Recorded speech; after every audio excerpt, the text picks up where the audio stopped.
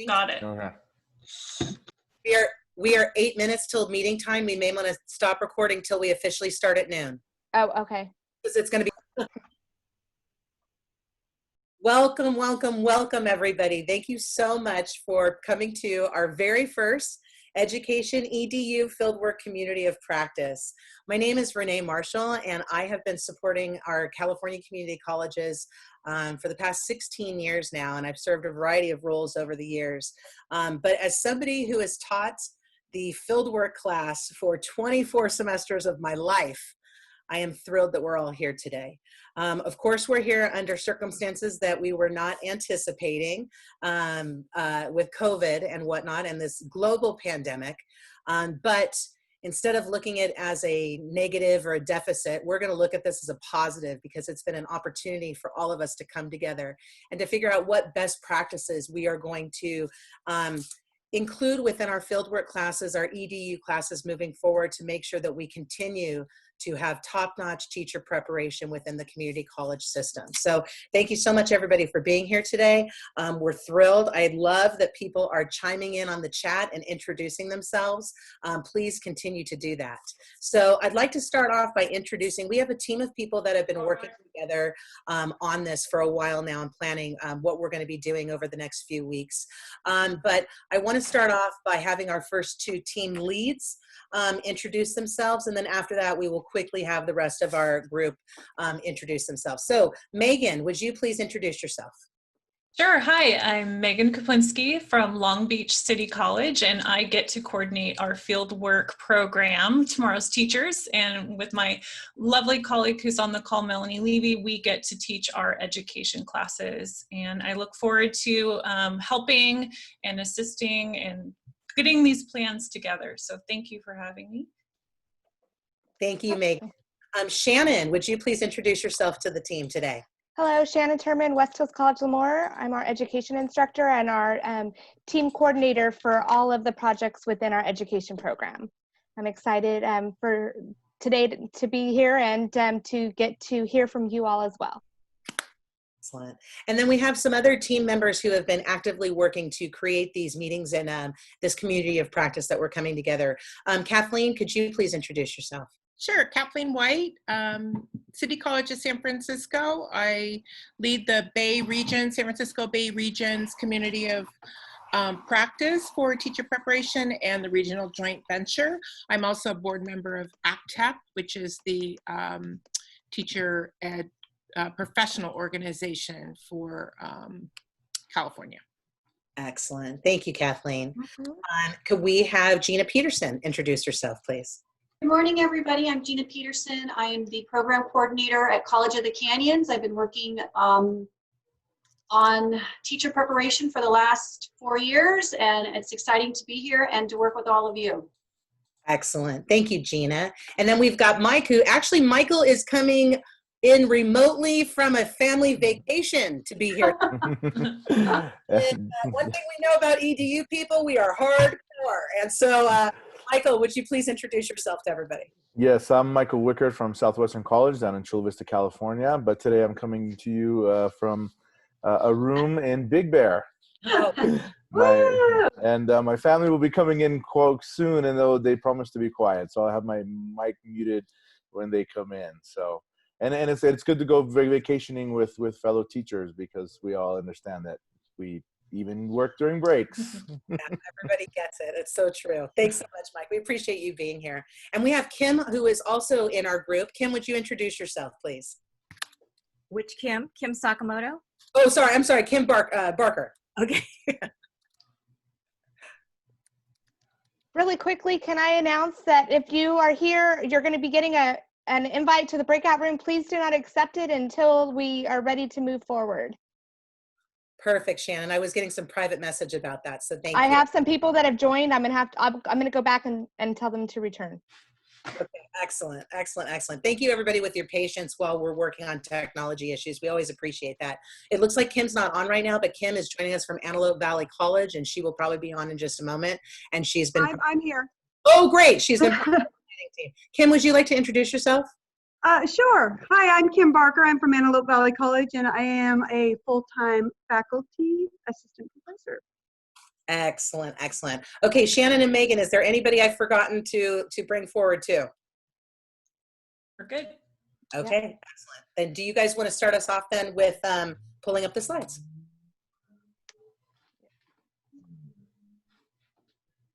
We're there. So Excellent. we Also, went through, yeah.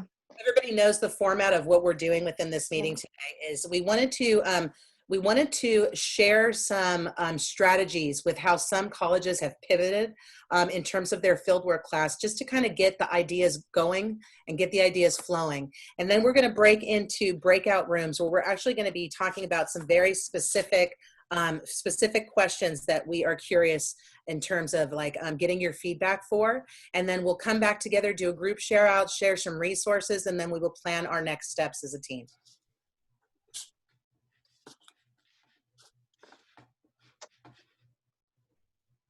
Awesome. We have Colleen on first. Have you seen her yet? Yes. Yes, I saw her. She's here. Okay. She's here. Awesome. Great. Hi, everybody. So I think there's some members of my team here as well. I'll start by introducing myself. I'm Colleen McKinley. I'm the Director of Educational Partnerships and Programs at Cerritos College, and one of the programs I'm fortunate to have in my department is Teacher Track. So for all intents and purposes, I'm the Director of Teacher Track as well. Joining us today is our coordinator, our fieldwork coordinator. Her name is Christina Mulcahy, and Christina is actually our career pathway specialist at Cerritos College, who prior to taking on that role, and I know many of the colleges on the call may have, in the LA area, may have career pathway specialists. She was highly involved in Teacher Track in our department, so she retained or maintained that component for field work. And I believe that our education department chair, Kimberly Rosenfeld, was going to be joining us today. I'm not sure if she's in yet either, but should you have any questions along the way, we are all three available to talk about that. But initially I was thinking about sharing my screen, but I think I'll just be really brief since we have so many good things to talk about today. And I appreciate the opportunity to share what we've done at Cerritos College, and looking forward to learning from you all as well.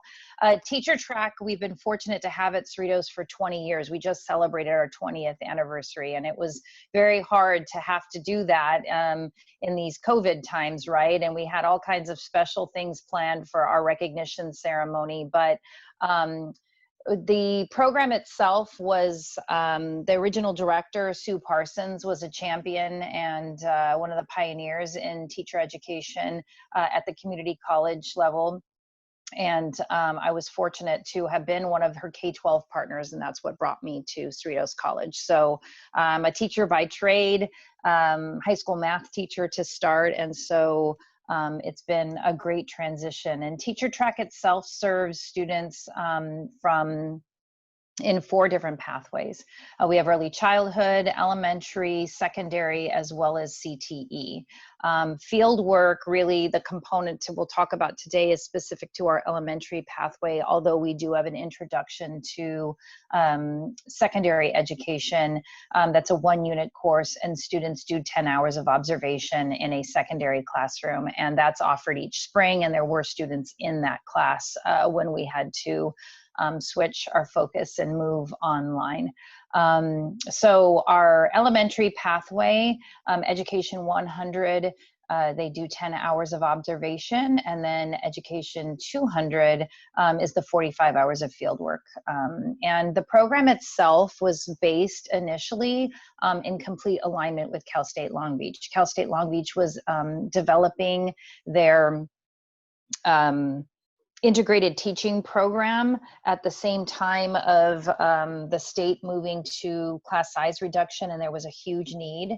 And the president of Cal State Long Beach and the president of Cerritos College at a meeting decided to partner together and create a pipeline from the community college to the university, and task Sue and some other talented faculty with building this program. And 20 years later, here we are an institutionalized program and happy to be part of the efforts in expanding this up and down the state. So that's a little bit of an overview about Teacher Track. For what was going on in the spring, we had to, of course, go offline, and we were in various places in those ed classes. So the first thing we did with Kimberly's leadership as the department chair is got all the faculty on a Zoom to say, you know, let's talk about where we're at and where we're going.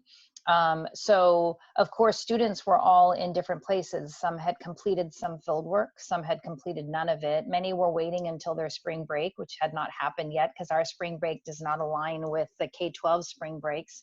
And so the faculty was very flexible and decided that they would be innovative in their approach and of course offer online opportunities.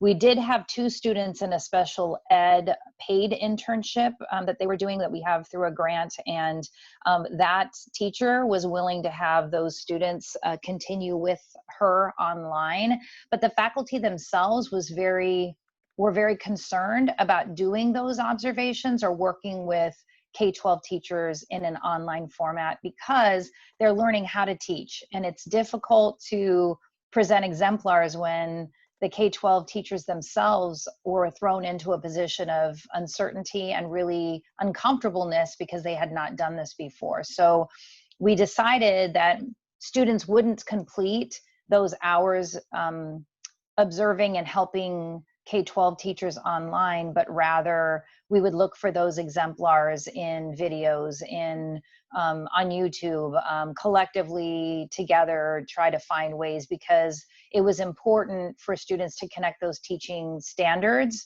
with quality teaching. And it is important, of course, for them to learn the flexibility that comes with education, and never before have we seen educators have to be as flexible as they have been now.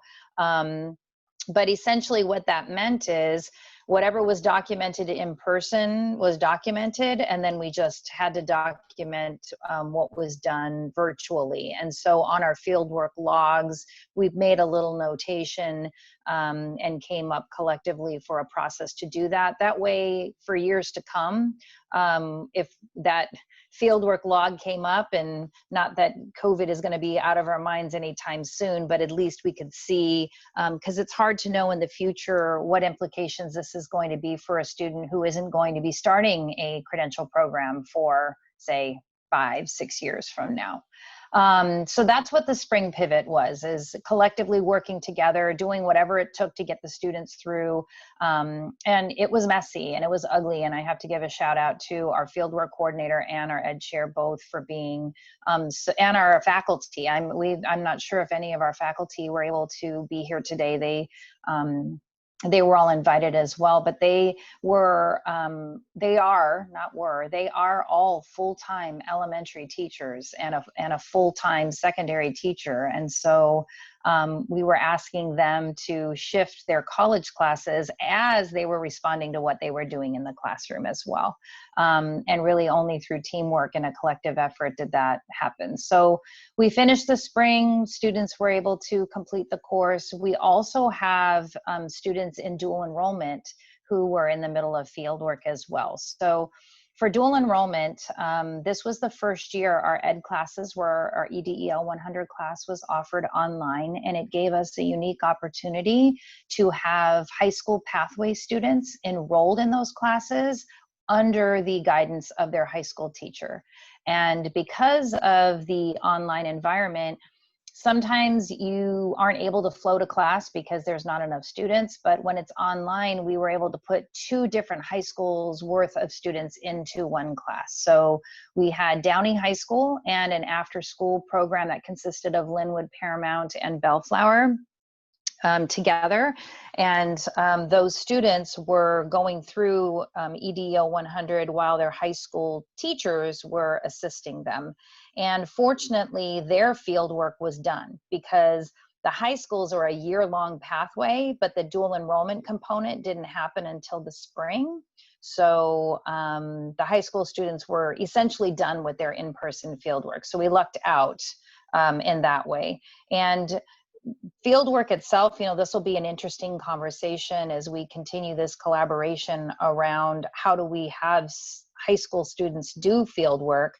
But our partners have them go to local elementaries, which is difficult because it has to proximity be very close, and on a schedule, it's hard to do that during 6th period, which consists of like 1 hour. So what we've learned is that many either get extended days, like the students are out of school for a day or 2 or 3 to do some of that, or a period or 2 to do that, because it's important that they do it during the school day and not in an after school component where they're where they're doing observation in an enrichment environment. So fortunately, those dual enrollment students were able to do that. What we are going to do for fall, well, then that's yet to come. So to close this out, what I'll share about fall is that we've decided that for our Ed 100, which is just the 10 hours, we will do that virtually, because it's very hard to plan for something that we don't know what it's going to be. So we will focus in person fieldwork being done for EDL 200, should we be able to do that.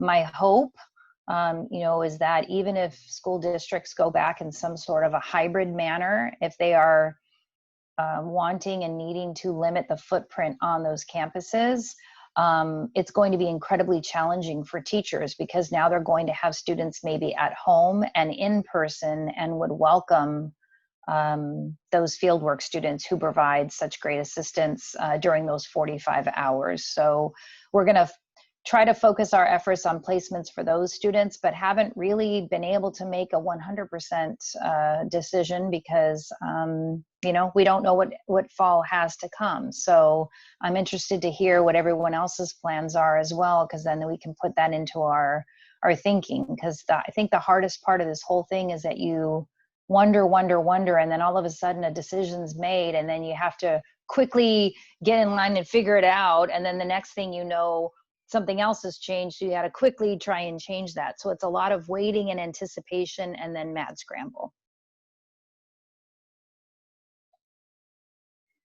So that was a lot, but I was trying to be brief because I know you've got a lot of content to go over, Renee, and I have not really been paying attention to the chat. But are there any questions, or can I have our coordinator or ed chair share anything? I don't see any specific questions, but if there's any that people have, we can direct them back to Colleen and the Cerritos team. Thank you so much, Colleen, for sharing that. I really appreciate it.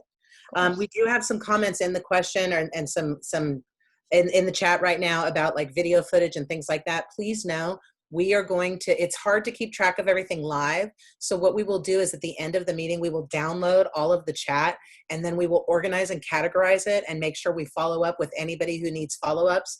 And what we're trying to do is we will try as much as possible to take the recording of this meeting plus any support documents and put them up on the CCC-TPP website, which we will send that out to everybody once we have those up.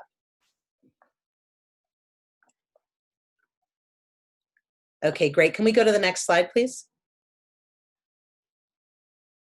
Thank you, thank you. And now we have, whoops, there we go. And now we have the wonderful Shannon coming in, telling us about what they're doing and how they did a pivot with their program.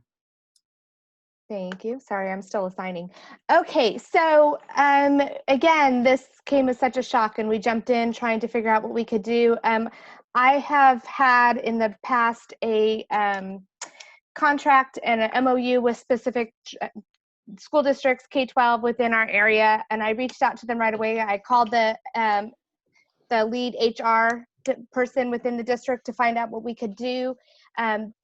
Because they were having emergency board meetings in our area, I was able to get an addendum to our MOU to add offerings for our education students at the college to view videos from instructors or teachers that were being videotaped in the K-12 districts for different reasons and various components, whether it was working on a practicum or building different areas within their learning areas, their grade levels, their PLCs.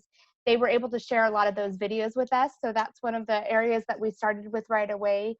They sent me those videos. I had to embed them directly into our Canvas courses so that students could watch them in Canvas. That was one thing they weren't able to download. So it was able to stay right there. Those were some of the bigger changes that we've definitely had to make. I'm still working on MOUs with other districts, trying to get on their board docs for meetings in the next month to continue to make changes. So that was a huge push. I went out and found videos as well online. What I did was, in order for them to be a full hour of observation, if they were a 45-minute video, I created questions. So the students were taking observation notes of the lessons, and then they answered the questions afterwards. And I created that within a discussion board so students could have conversations back and forth about the same videos. So that extended that out and gave them ample time. I continue to work with our CSU to make sure that we're following their protocols. They've been very gracious with us in our area to make sure that what we're doing is sufficient moving forward.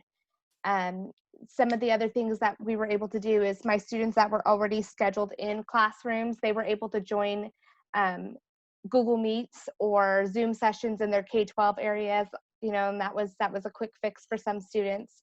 My procrastinating students, which there's always a big handful of those, hadn't began any observations yet by the middle of March, and completing those 45 hours was rough. So I went ahead and made sure that I had 45 hours of online observation time for them to complete. So no excuses for not completing the semester out.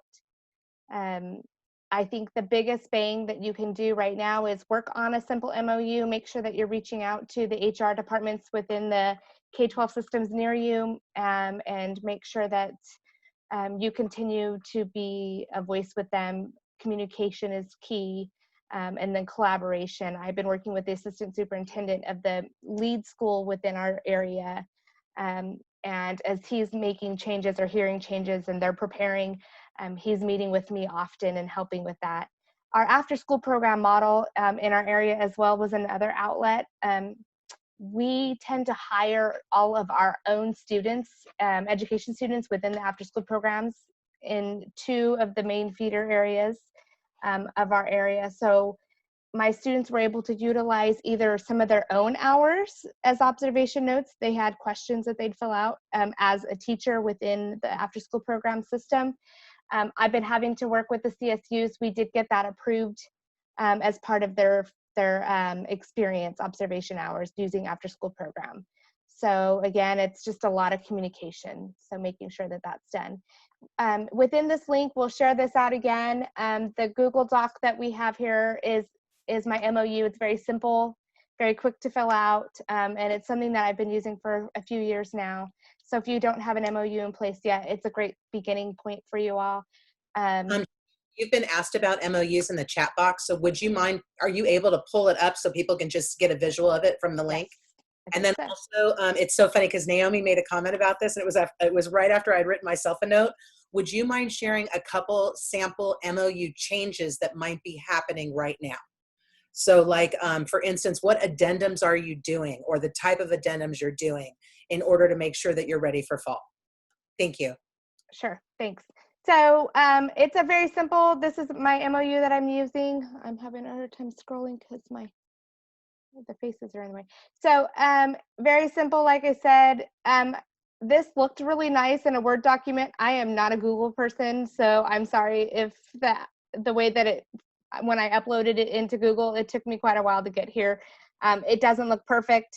If you want the cleaner copy, you can email me and I'll send you the Word doc. But it's broken up very simply just by who we are and what we are. So at the end here where there's space, we've just been typing in notes and adding addendum notes at the bottom here within the districts that I'm using this with. Very simple. So as soon as they do that, we're just initialing next to it. I'm sending it over to my VP, and we're initialing back and forth on any changes, and then it goes back to the board to show that that's been approved.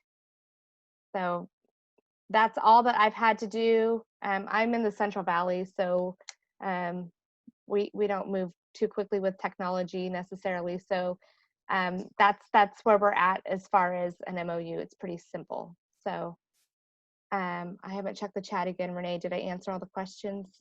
I believe so. If anybody else caught one that I didn't, let me know. Megan also stated in the chat box, sample MOUs will be shared on the CCC-TPP website following this meeting, in addition to other resources. If anybody needs help with MOUs, please feel free to reach out to any of us on the leadership team. We've been dealing with MOUs for many years, and we'd be happy to help you and assist you in any way. Also, I love that Shannon talked about the group of students who did not even start doing their fieldwork hours.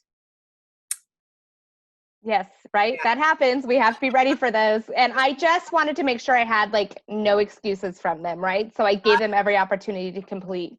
We did get in the chat box a couple of times. Someone's not muted, Renee. Oh, I'm sorry? Someone's not muted. I'm hearing pickup background noise.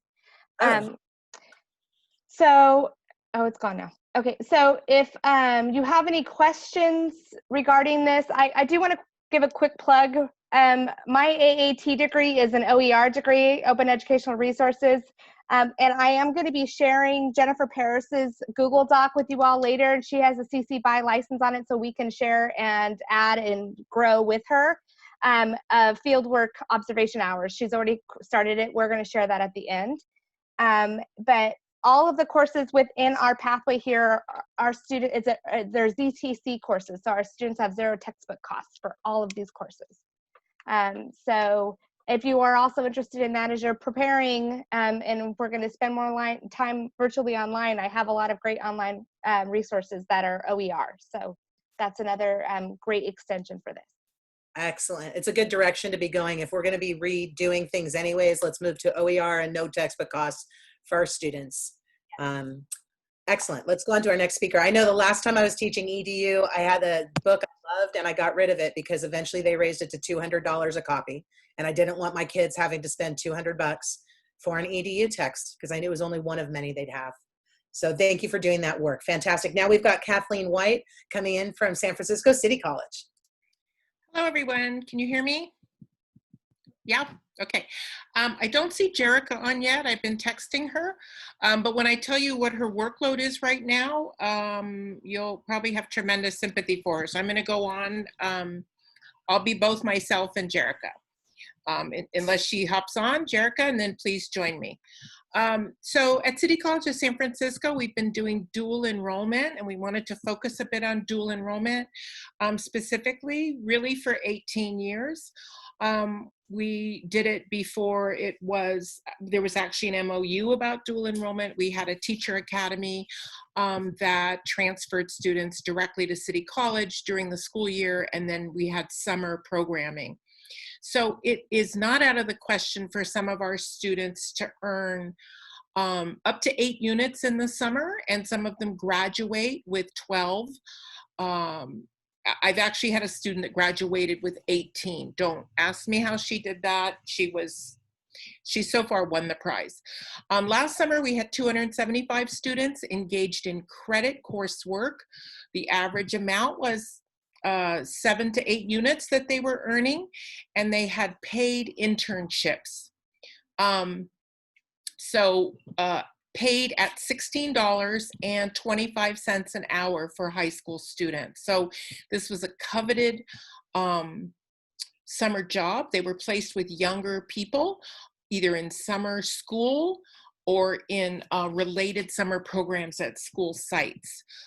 There's a lot of competition to get into this program, not just because of the wages, but when you pair the college credit, the support, and the internship, and wages, and the promise of a job if you're going to stay local, that you can continue on into. It was very popular. So we had anticipated that we would serve 400 students this summer. That was our goal. We probably would have had we not experienced COVID. So again, an upward trajectory. So we had to, the applications had already gone out in February, and then everything shut down. And so students had already applied to be part of the program, had started the application process for paid internships, and they had already taken some of the coursework during the fall and spring that we really, like them to take. prior. So it was very disappointing. Right now we have 152 students enrolled in an online orientation to education during the summer. Jerica Coffey is teaching all of them. So hats off to her, but 152 high school students during the summer is probably why she is not on this call right now. And it's a very high load. Orientation to education is a CSU-UC, you know, most of you have this course. And so there was it's a high value course.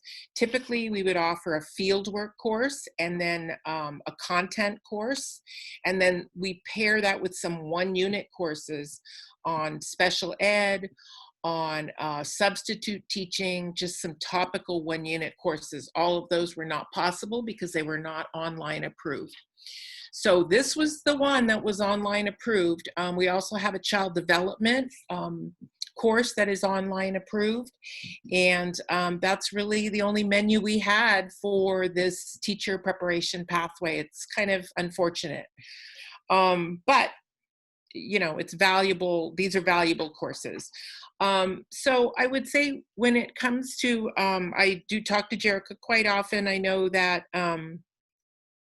she had a number of concerns and also strategies around approaching this group of students. Number one, you're dealing with a group of people who are disappointed across the board.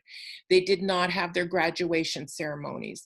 They did not have their sporting events and their proms. They did not have the kind of recognition that they had thought they would have after being in pathways, being, you know, motivated students for the most part. And they're seniors. Most of them are seniors. We do always serve juniors. So there's about 1/3 of the students that are juniors, but you know, this is a heavily senior group. We also have some adults that are returning. But by and large, there's a lot of pain in this group around missing out for their senior year. So she had, you know, there's a lot of pivoting around personalizing and humanizing the approach. How are you feeling? This was not your first choice. You're also not getting a paid internship. So for those that were having financial hopes, there's again more disappointment. So I think you know, having a cohort that she knows is starting off, this was second choice or third choice, and they're hurting. And then, you know, right before summer school started and of course still now, we have, we're in San Francisco. We have lots of engaged young people that are significantly engaged in Black Lives Matter, in equity issues, in marching, in making sure that their voices are heard. So in not only acknowledging that, but really shifting the curriculum to focus an orientation to education on this young movement. Because social justice is part of an orientation to education. They're living it right now. So it's not a disconnected thing. That's probably, I would say, Jerica's strong point is being very aware of social justice issues. She's a high school teacher also in the day. In the Oakland Unified School District. So she lives and breathes social justice and knows there's not only a lot of pain in the senior class, but there's a lot of pain in the youth community. So trying to address that, harness it, and ensure that students feel empowered to continue wanting to work with young people as a way of both healing themselves and healing their community. And I would say the healing is part of the humanizing approach for this summer. It's healing. In terms of creative supports, and I have to say our Unified School District has identified technical support assistance for her class. So she has 3 people who check in on students. They follow them. They're from the Unified School District, from the high schools that these kids go to. They text them, they Snapchat them, they Instagram them. They do things that really a faculty person can't always do and doesn't have access to some of this information. So if they aren't checking in, they've got someone there to both remind them about their coursework, but also see if they need any help. So having this support from the school district's really been critical. They can speak their language, and most of these people have a relationship with these young people outside of this course. So there's more continuity, and I would say that's a valuable piece. Kathleen, you have a comment in the chat. I hope you don't mind. Would you mind answering how many hours do the students complete in the summer paid internship? Well, there isn't one this summer. So technically they were paid for up to 120 hours at 16 something an hour. So that's a lot of money that they're giving up. There is no summer school or summer program that they could have gone into this summer. As of June, everything was shut down. And now we're slowly opening up some programs, but they're not appropriate right now. They're more camp settings, small group, and we have no permission right now. You know, and that's what I'm talking about, I guess, the disappointment. Can I get a time check? How many more minutes? We're actually running tight right now on time. Okay, so I'll wrap up. She's had to pivot with observational models, and I have shared Jennifer Paris's Google Docs sheet, and please use that, because if we all empower that with elementary ed settings, it'll be a richer resource. I shared that with our faculty early in May who were teaching. And so let's use that. And the other thing is, the last thing I'll mention is at the end of every summer session, and we do a debrief with the district and with some of our participants and then our faculty.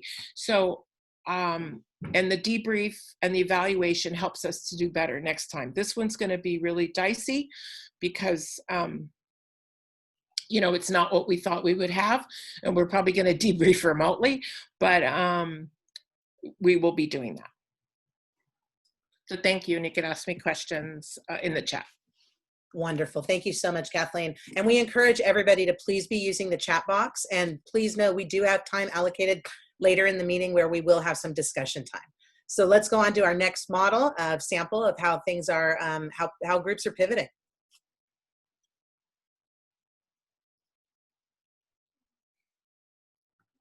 Excellent. And then we've got Sharon coming in next. Sharon, are you on and ready to go?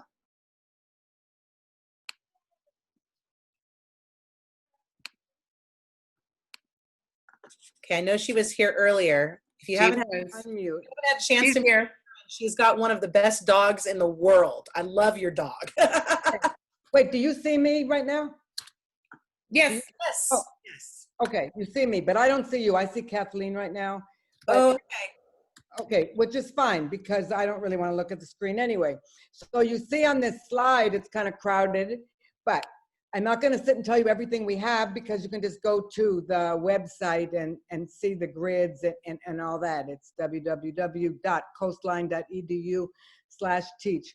And we've been around since the TRDP grant. We were always, you know, 1 year behind Cerritos, and they were, you know, our role models, and we started that way. But we, when we lost the TRDP grant, we, you know, continued on, and we have been in distance learning since the beginning, and you know, with the main goal of having students who have various barriers to being a teacher, that they can't attend class at a certain time, or they need online classes. So we were never Zoom based. And then you will see that I added this little link, Olive and Mabel, episode 4, which you can go click on, because that's me with Zoom when I started with this crisis here. You know, that, oh my God, I'm gonna have to do stuff with Zoom.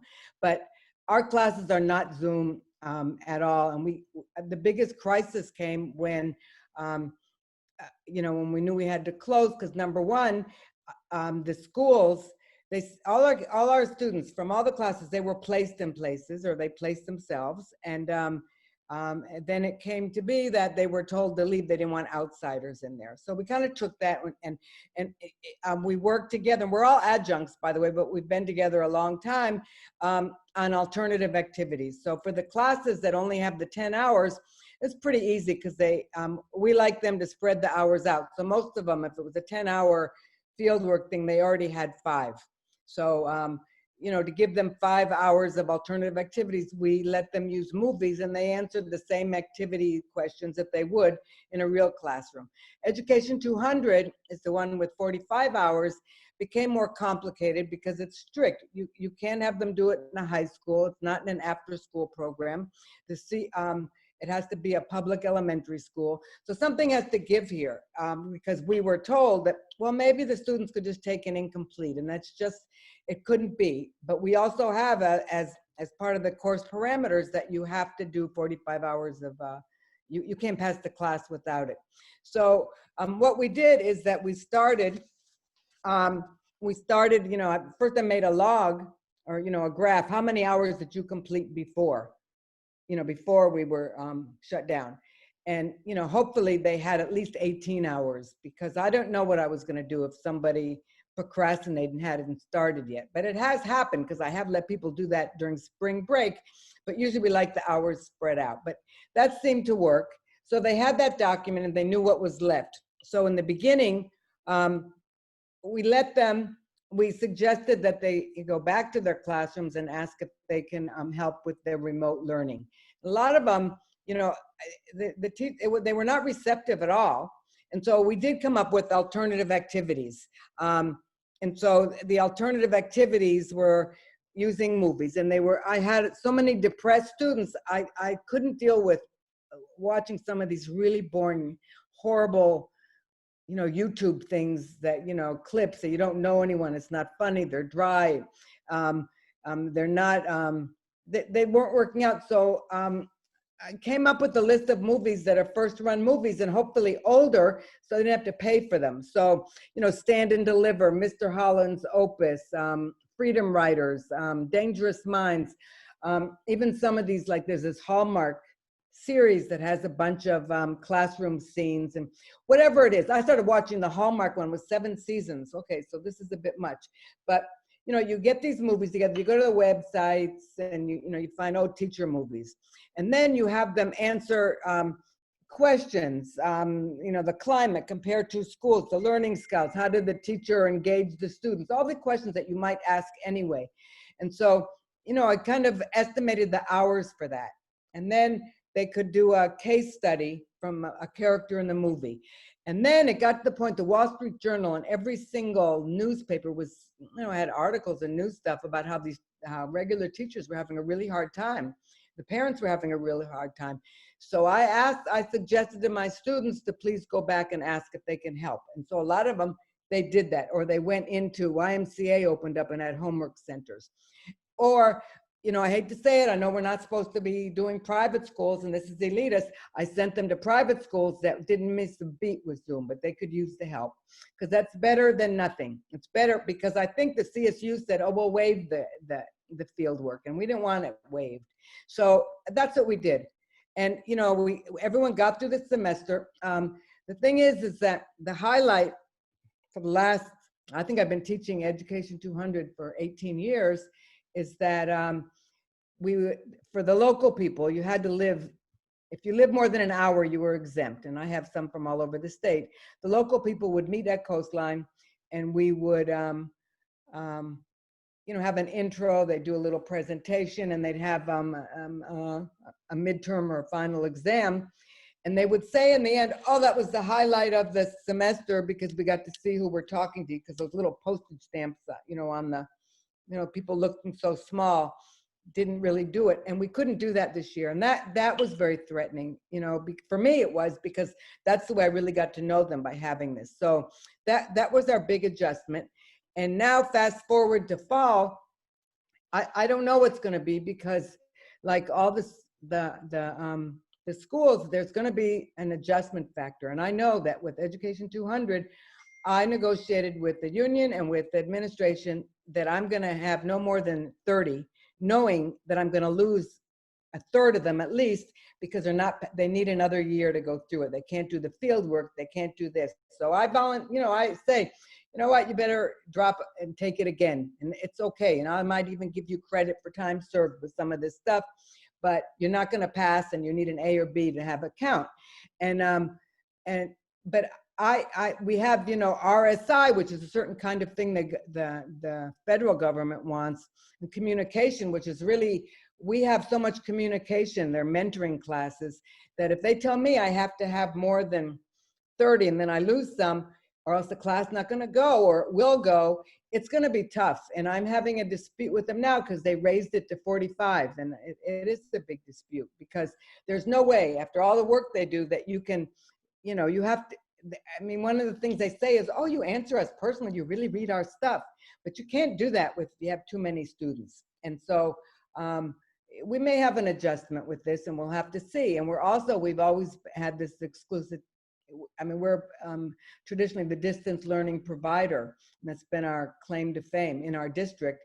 And now everyone's distance learning. So I don't know what's going to be. And I always say, you know, it's like when we lose a grant to this, I don't know. So in the fall, you know, maybe I'm going to have to get MOUs, and that'll be an issue because they take forever.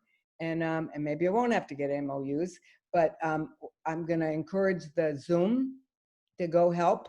And I'm going to give them film activities and interviews and stuff, because we're not going to give up the field work. And so that's really about it. But you should go look at the Mabel and Olive YouTube. Wonderful. Thank you so much, Sharon. We really appreciate this as we're looking for alternative ways to continue with quality education for our students. I appreciate too that Sharon mentioned private schools, and I know this is a big can of worms, and I'm just going to open it up, but I'm just going to throw it out there. I also want to note when I was talking with my local 5 traditional districts, they told me that they weren't taking anybody extra this year, just because everybody's in a fear-based reaction mode right now, and we're still trying to figure it all out. I get it. When I talked to my local charter organization, my charter network that has 6 schools, they were like, of course we're going to have students involved. Of course we want to help future teachers. So this might also be a time where you look for alternative placements and alternative methods. But one thing that I want to point out also, a lot of times we talk about the safety of our students going into a classroom. We have students who are compromised, who because of their own health will not be allowed to go into these placements. So it's not just about the safety and security of the students and the children in the classroom, but it's also in mind what's going on with our students. So I just want to make sure I threw that out there. Before we get into Michael and his presentation that he's going to do, in the chat box, we had somebody ask about, or excuse me, privately this happened, but asked about early childhood education. And I do want to let you know, for anyone who's in this group right now who's focusing on early childhood education, working with children from 0 to 8 years old, and we're looking more at the practicum class versus the fieldwork and EDU, we have another ECE, or we have a second community of practice going right now. So we've got one community of practice that is focusing on practicum and early childhood education. That group has had 3 meetings and is getting ready for their 4th meeting and making some great progress. And then this group today is focusing on EDU fieldwork, and this is our beginning meeting for this group. But so if there's anyone who's interested in practicum, please connect with one of us, and we will make sure we get you involved in that COP. These groups are 100% inclusive, and we would like everyone to be involved who's interested in being involved.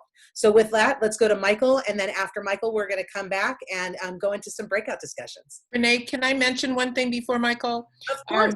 Just a reminder that for many of the students who are trying to get an early childhood permit, the work they do in a TK or kindergarten count.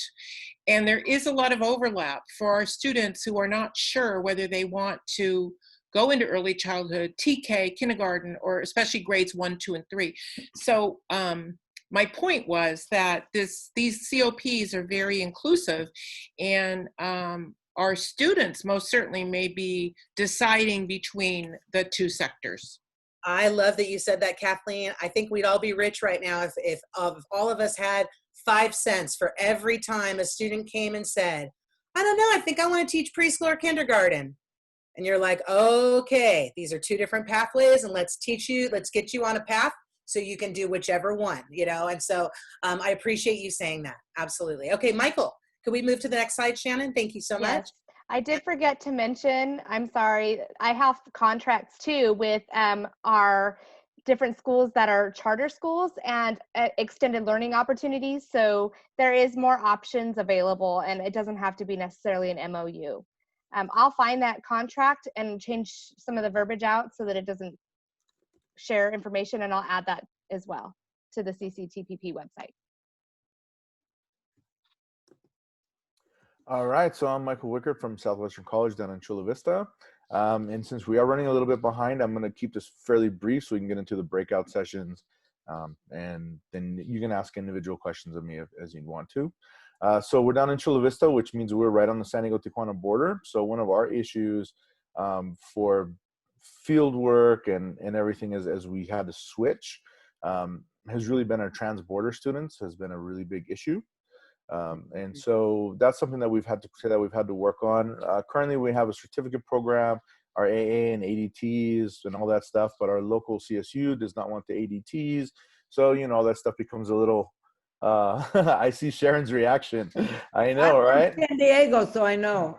Yeah. SDSU is not a fan of the ADTs. So we're constantly having to work with students back and forth about what they should really be working on, what they should really be doing.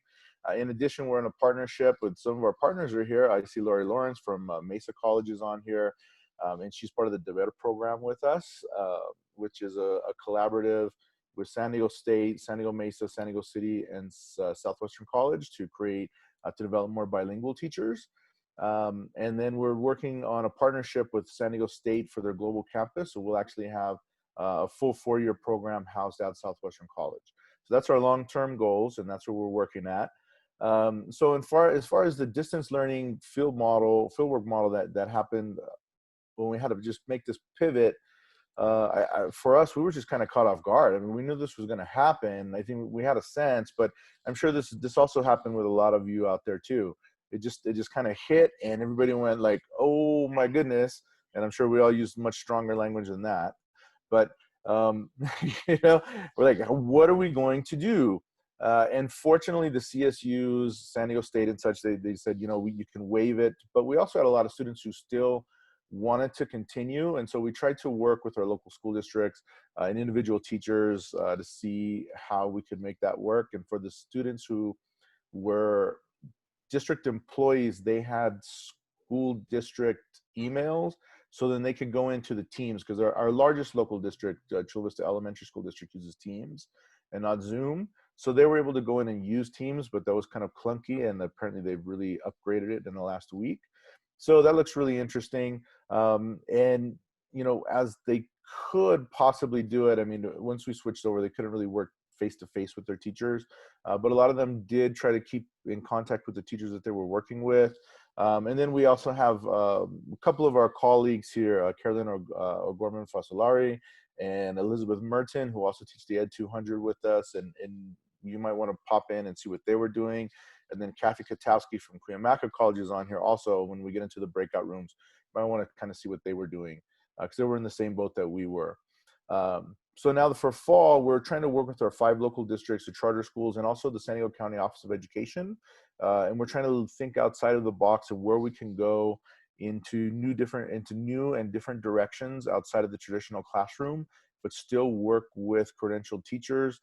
For example, looking at court schools, migrant education, learning centers, and things like that. One of the things that we found is that corporations like K12.org or K12.com, they're going in and they're pulling out a lot of non-traditional students, but maybe what's happening is us having to switch to this remote teaching and learning will show some of our K-12 partners that they can actually teach remotely, which is exactly what, you know, like the Alta schools or K12.com does. And maybe we can actually retain some of those students in our public school framework. And if there's ways for our students to be able, our Ed 200 students, et cetera, to go in and to be able to work with those kinds of programs and maybe even help develop them, in the long term, that could be really, really good. Our local districts are also wanting our students to have their certificate of clearance and their TV tests. And so they want us to now start working with them through HR so that they will actually be placed. So they can't go out and say, oh, you know, my friend is a teacher over here or whatever. Because for a long time, the way the wording is in the Ed 200, you know, the field work portion of it, it's pretty open-ended. And so now we're starting to actually tighten this stuff up a little bit. It means extra work and the MOUs and all those sorts of things, but I think it's actually going to tighten up our process. And then for fall, when I spoke with HR from Chula Vista District, they're actually anticipating that the teachers will be back in the classroom, so they have their access to all of their materials, but they will potentially be teaching remotely from their classroom. And so our students will be able to go into the classroom and work side by side with those teachers, as long as they're healthy and they follow all the COVID protocols. And then they will be able to go in and actually work with the students remotely, or the ones who do come to campus. And since they haven't completely worked all that out, as my wife is a teacher in that district and I get to hear all the latest news, you know, we're just, the whole area, I think the whole state and probably the entire nation is just in this mode where we're just trying to figure stuff out. And one of the things that we're trying to do as much as possible is to just be as understanding that people are going to make mistakes, the districts are going to make mistakes, we're going to make mistakes, our students are going to make mistakes, everybody's going to make mistakes, and we just have to just try to do our best and figure it out and move forward. Because in the end, we all know we've learned tons from our own mistakes, and it's helped us move forward and advance our programs and such. And I keep trying to look for the silver lining that hopefully this will give us an opportunity to look into something in a completely different direction we never thought of 6 months ago. And we'll see what happens from that. We're just going to have to see what happens. So with that, I will stop so we can get into our breakout rooms and we can continue those kind of conversations with anybody who might be in there with me. So thank you for the time. Thank you so much, Mike. I appreciate it very much. Now, we were going to take a minute just to, wait, shoot. Shannon, do you mind if I share screen for just a second? Or actually, you know what, never mind, because we've got it up. I was going to share a sample of what the Google Doc looks like that has the questions for our discussions today. If you have not had a chance to answer that yet, please go ahead at some point and put your information in there, because we will be taking all of the data that people put in there and including it within what we're doing. So I just wanted to make note of that, but we are going to be going into our breakouts in just a moment. Before we go into our breakouts, I do want to note the California Department of Education last Monday on June 8th put out a document called Stronger Together, and it is the guidelines for reopening K-12 in the state of California. If you have not had a chance to download that guide, you need to. I printed it. I have been taking notes on it. I was on the radio talking about it last week. I'm on the radio again this Friday talking about it. It's really important. What you're going to see when you get those guidelines is you're going to understand that there's so many moving pieces right now with our K-12s. And so we're asking them to make very strong decisions right now when there's still a lot moving. So anyways, please make sure that you check out Stronger Together. I will put that link within the chat box. If you go to the Department of Ed website, you'll be able to find it right away. It's on the opening page. Okay. Where is that Google Doc where is the discussion survey? I didn't do it. The discussion survey right now, the form is right there in the link in the chat box right now. And you can do it at any time, even when the meeting closes. We'll keep it open for a couple hours so we can make sure we get everybody. Awesome, thanks so much.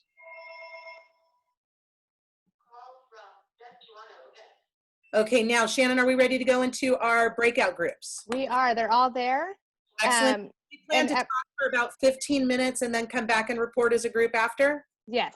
Okay, fantastic. It looks like everyone's been assigned and some are already heading in. So you can just click your join button and add in, and then we can get started. I'll be leading breakout room 2, but I need to make sure everyone gets in before I join. So I'll be there in just a second.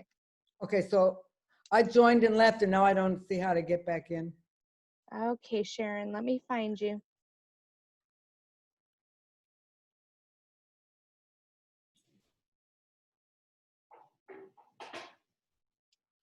I don't see you right now.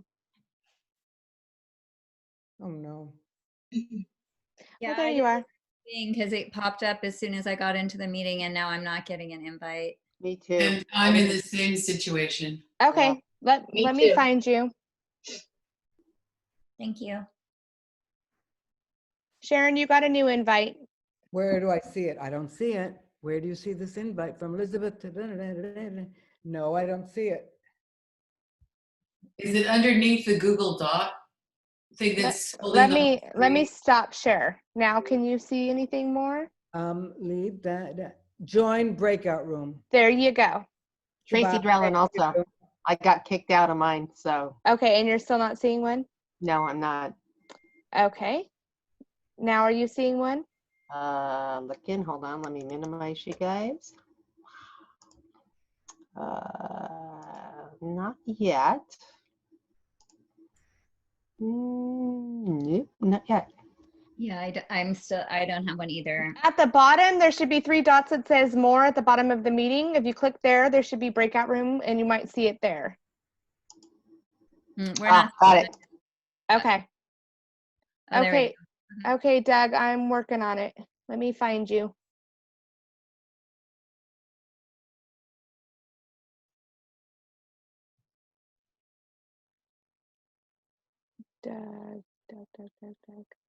Doug, you were invited. So again, at the bottom of your screen where it says more in the Zoom room, if you click on that, you should see breakout room, and then you should see your invite button.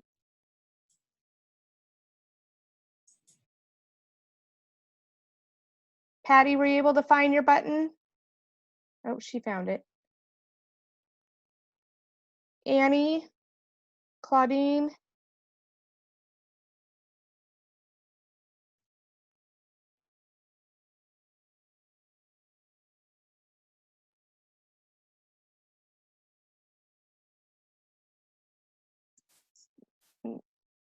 Okay, let me try again, Doug.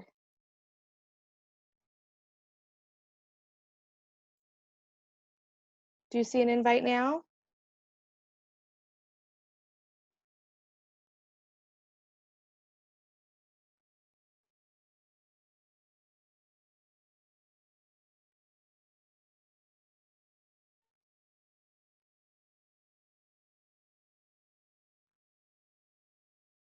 I wonder if I can just move you there.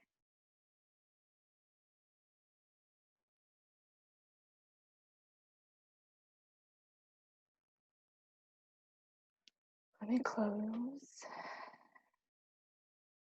Close. Breakout rooms.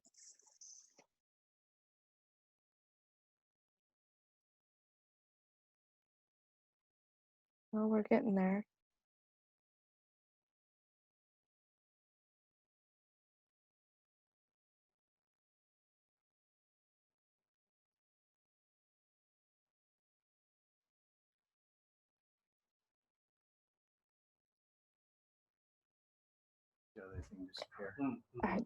Are you seeing anything, Doug?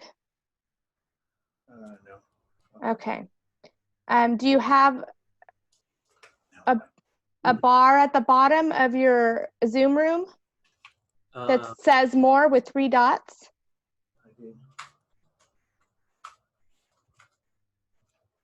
Okay. If you click on that, there should be something that says breakout room. And then you can click on the breakout room.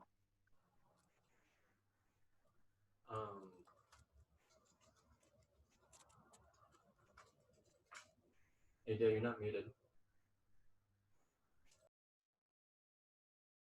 It just says chat. There's no, I know.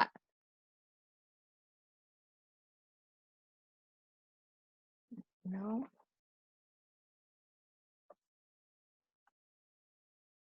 Let me see where else I can send you to.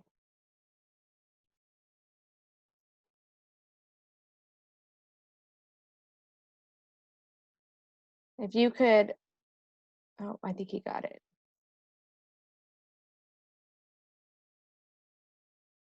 Please let me know if you need help getting into your breakout room. We're down to just a few left. I'll be right back. Going to be able to complete anything in person.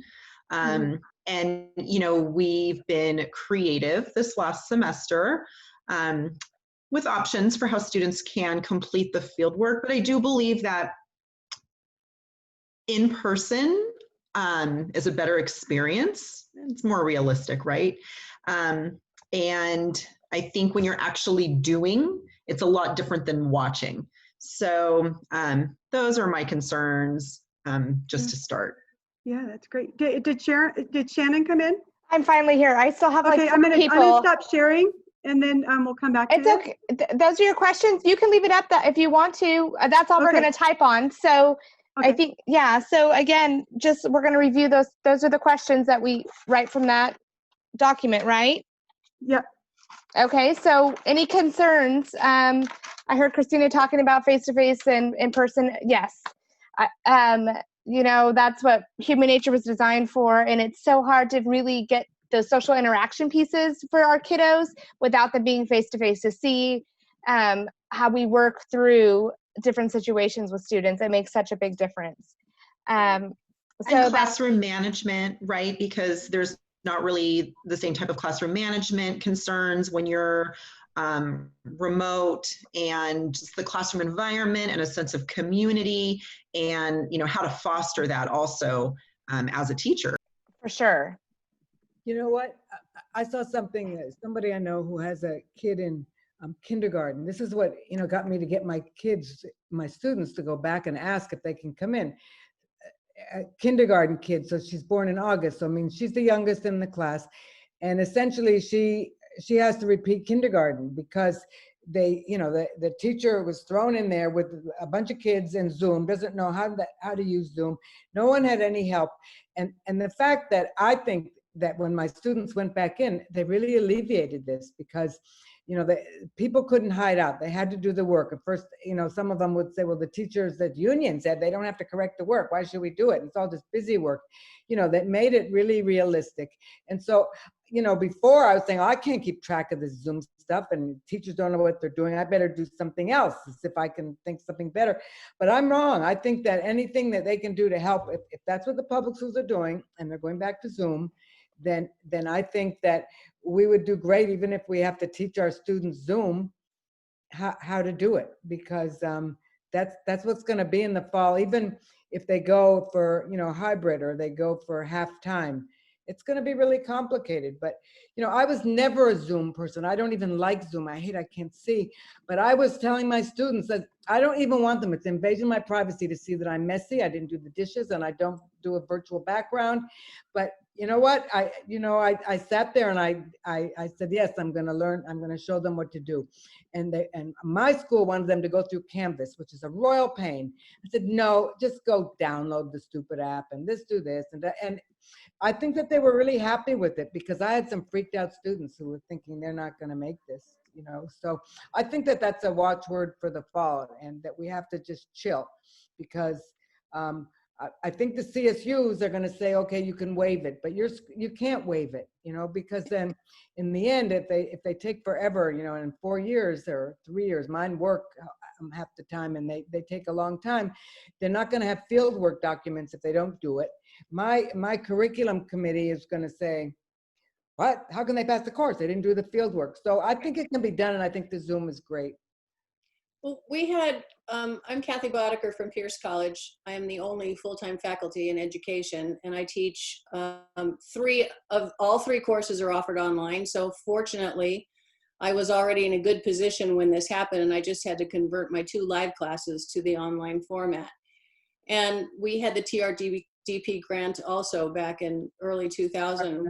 And unfortunately, our college didn't institutionalize it. And so we had about 1,000 students at the time that they just sort of, yeah. And so we're partnering with Cal State Northridge.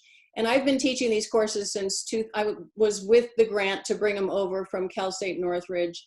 And the minute this happened, I thought, uh-oh, what's happening? And I started making phone calls like, how are we going to deal with this field work? And the difficult part for it in this particular semester was that the goalpost kept moving. First it was this, and then it was this, and now you can't do that, but you can try this. And so it took me forever to get a hold of LAUSD, which are our schools in the area.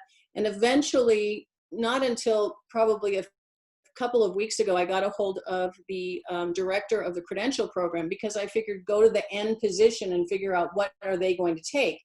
And I was told too that they waived the hours for students who are transferring in